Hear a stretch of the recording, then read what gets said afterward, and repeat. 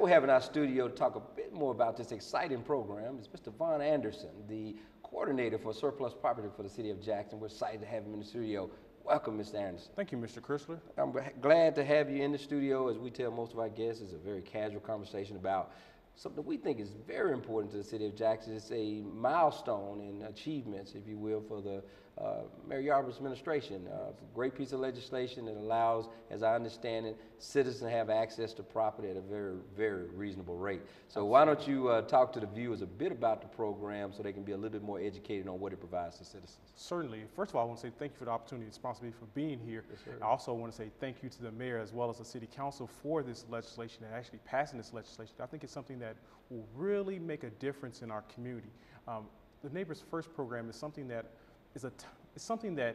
I guess would benefit the community in a way that hasn't been done in Jackson. Is what it does is it makes Jackson the change that we want to see. So often we talk about, well, we see a lot of blight in our community.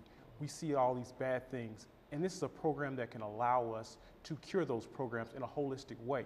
What the Neighbors First program does is allows stakeholders, and what I mean by stakeholders are residents or homeowners who live in the community, allows them the opportunity to acquire property at a very nominal rate that's owned by the city that may have fallen on hard times, blighted, but we can put it back on the roll. And that's what I mean by the change that we want to see. It allows us to the opportunity to correct those problems, to clean up those problems, and beautify our city and make it that vibrant city that we would like it to be.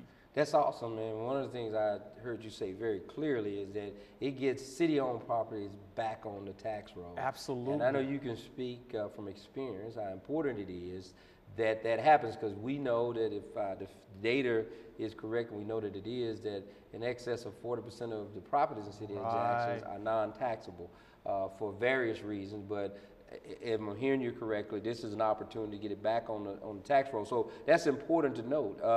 But talk a bit about the cost to the public, because I know they can appreciate what that nominal fee is. That nominal fee is anywhere from $10 to $50.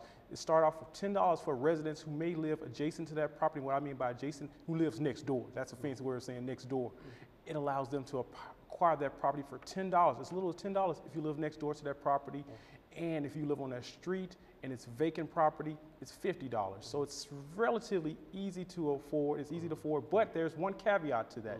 You must pay those taxes moving forward, so the tax man cometh with that. Absolutely. And also, if I'm not mistaken, there's also a prerequisite that you have to have some type of development plan or what you're going to do with the property. Is that right? Absolutely. The properties that we're making available are properties that the city owns that we don't have a municipal need for. And also, along with that, you have to put in an application with the surplus committee. So what you would do is to submit an application for this program to the surplus committee.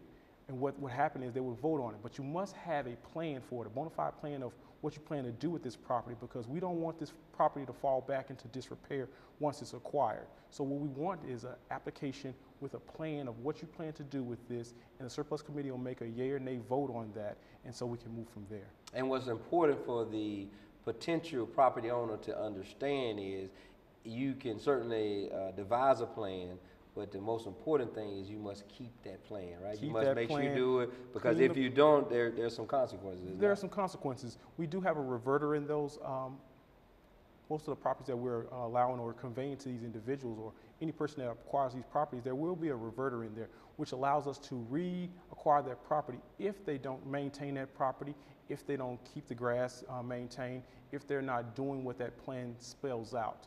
We'll leave it up to them in terms of crafting that plan, but it has to go before the surplus committee, so they need to have something that's presentable to the surplus committee. It's not something that has to be overly drastic, and we do have technical assistants who will work with individuals to help them craft that plan if they don't have a quite understanding of how that works. But at this time, there's only a staff of one, so I'll try to make that best of my ability to assist those individuals who may have some questions about it.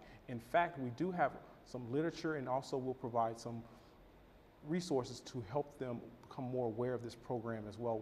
We're looking at having a website for this. We're looking to have a massive rollout for this program.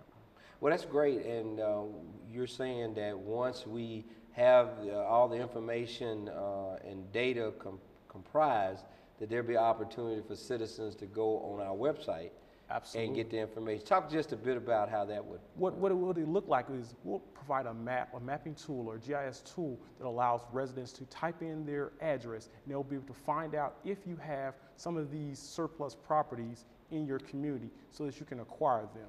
Now, we won't have the state properties on there, but what we'll have are city properties. The city properties are the ones we're really concentrating on because those are the ones we can directly provide or convey to residents within the city of Jackson to make that change that we want to see in our community. And most of the information we've shared thus far, Mr. Anderson, revolves around citizens, our neighbors, owning adjacent property. But I understand there's also a clause in there, if the neighbors within that community don't decide to acquire the property, there's opportunity for associations to do it. Talk a bit about that. Absolutely. There's an exception in there. For instance, if a resident doesn't have the means or the ability to acquire that property or maintain that property, we have it in a way where it's tiered, where the next group can become the neighborhood association, where they're allowed to acquire these properties if they come together, work together, and quite frankly cooperate to just make these changes in our community. What they can do is acquire this property, pay the back taxes on it, or pay the taxes moving forward on this property, and keep this property for as long as they like. But there is a reverter clause on there. I have to keep reminding myself, and also just let the general public know there is a reverter clause in there, because if you don't do what you say you're going to do with that, the city will take that property back and convey it to someone else. But we do want to make it an opportunity for the residents to acquire this property. But if they don't have the means or the ability to acquire this property, we'll allow other folks within the city of Jackson. I want to say something too. It's for the city of Jackson. It's not for residents outside the city of Jackson. It's for a Jackson program, because we really want the neighbors to come first in our city. And that's a very important point, because I think it's worth reiterating that the purpose of this program is to make sure that the stakeholders here in Jackson, the property owners and the neighborhood association, can get control of their neighborhood. I think that's the spirit of this particular piece of legislation.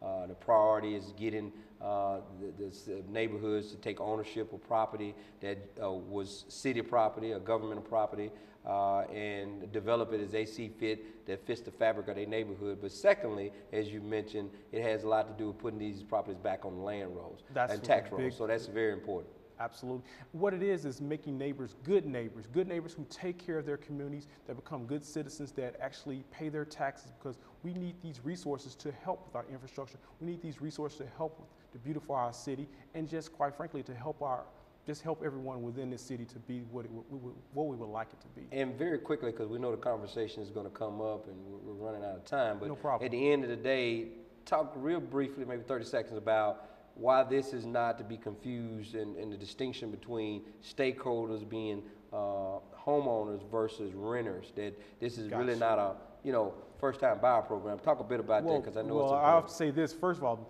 this Neighbors First program isn't a first-time homeowners program. We do have first-time homeowner programs. There's a down payment assistance program that the city provides. I think Ms. Stamps within the Department of Housing at the City of Jackson can assist a person with that, as well as the Jackson Housing Authority provides homeowner training as well as resources for first-time homeowners and renters. But this program does not provide for that. What this provides is for homeowners who own property within the city of Jackson to acquire property that may be blighted next door to them, so that they can acquire this property and correct the problems that might be there. What it is an opportunity for residents to roll up their sleeves and make the change that they would like to see in their community. And that's a key piece, and we'll end it there, that this is a program that is for homeowners and stakeholders within respective communities to take control of those properties. Absolutely, that's what it is. That's a great thing. That's a great thing. Well, we know we'll be bringing you back, Mr. Anderson, because this is going to be, I think, a very popular program that people are going to have a lot of questions about, and I know Mayor Yarber is looking forward to educating the public on it, because I know your phone is ringing nonstop. Yeah. And with that, we'll let you in by giving the contact information if they have questions about the program. Sure. My number is 601-960-2266. And that's my direct line. And if anyone wants to talk about this program or get some better understanding of how this program works, I'll gladly talk with them. But it's a staff of one at this point, so please be patient, and I'll try to return your phone call if I miss it. But at the same time, I do want to be responsive, and I do want the residents to get involved and be that change they would like to see within their city. So you're asking to be merciful, right? That's right. And patient. All right. Thank you so much, Mr. Anderson. We'll have you back. Glad to have you in the studio.